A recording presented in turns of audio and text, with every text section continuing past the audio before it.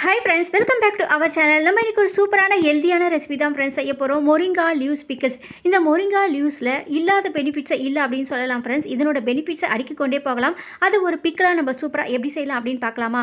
அதுக்கு stove on பண்ணி ஒரு பேன் வச்சுக்கோங்க. இதில் ஒரு 2 ஸ்பூன் அளவுக்கு மல்லி விதைகளை சேர்த்துக்கு ஸ்டவ்வை ஃபுல்லாக வந்து மீடியம் ஃப்ளேமில் வச்சுக்கோங்க. 2 ஸ்பூன் அளவுக்கு மல்லி விதைகளை சேர்த்துட்டோம். இதோட 1 ஸ்பூன் அளவுக்கு கடுகு சேர்த்துக்கோங்க. 1 ஸ்பூன் அளவுக்கு சீரகம் சேர்த்துக்கோங்க.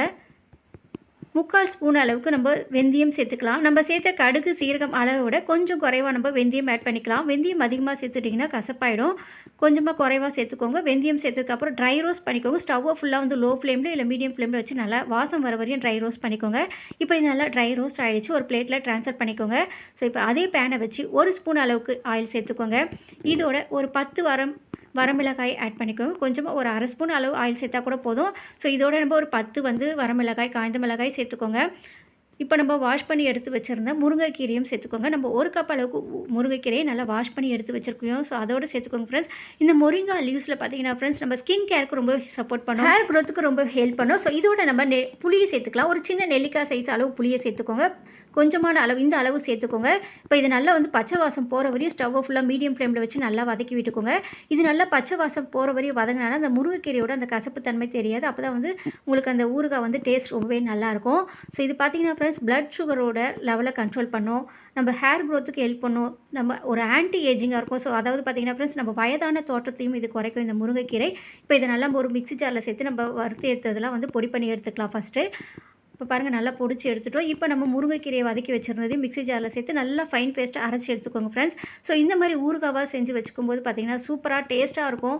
ஸோ முருங்கைக்கீரையை நம்ம இந்த மாதிரி சமைச்சு கொடுக்கும்போது எல்லாருமே சாப்பிடும். அதோடு நம்ம கல்லுப்பும் சேர்த்து அரைச்சி எடுத்துகிட்டு வந்துடலாம். இப்போ அதே பேன் வச்சு கொஞ்சம் கூடுதலாக ஆயில் சேர்த்துக்கோங்க. ஸோ நம்ம ஊறுகாவாக ரெடி பண்ணும்போது கொஞ்சம் எக்ஸஸாக ஆயில் சேர்த்திங்கன்னா தான் நல்லாயிருக்கும்.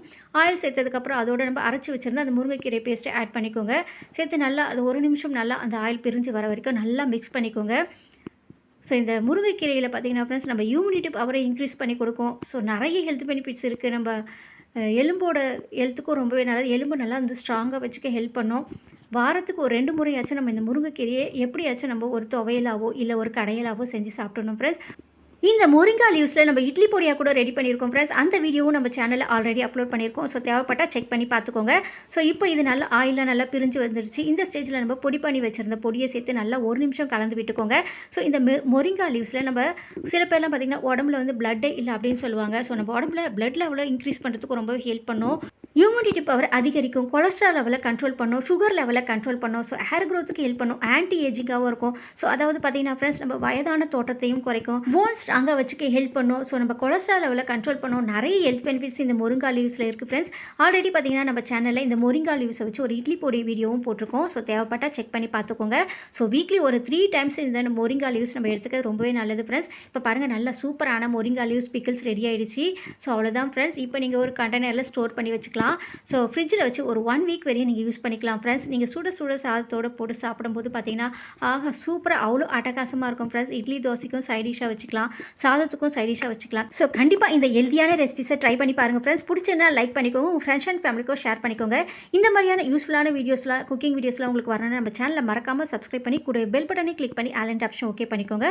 நெக்ஸ்ட் வீடியோடு உங்களை சந்திக்கிறேன். தேங்க்ஸ் ஃபார் வாட்சிங்.